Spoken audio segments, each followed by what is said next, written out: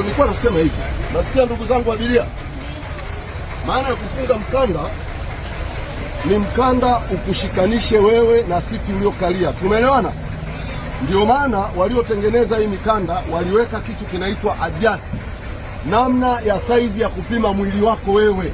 Kulingana na mwili wako utafunga mkanda, lakini namna ya kufunga mkanda ni kwamba mkanda unatakiwa ukufunge ukushikanishe wewe na kiti.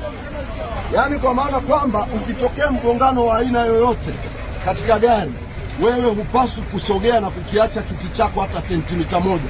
Tumeelewana? Ikitokea mgongano, wewe unatakiwa uendelee kushikiliwa na mkanda ukiwa umeambatanishwa wewe na siti yako, usisogee hata nukta moja. Madhara ya kufunga mkanda na kuacha kuuadjust ni kwamba ikitokea mgongano wa aina yoyote ya ajali, ni lazima wewe utatolewa na spidi ya ule mgongano.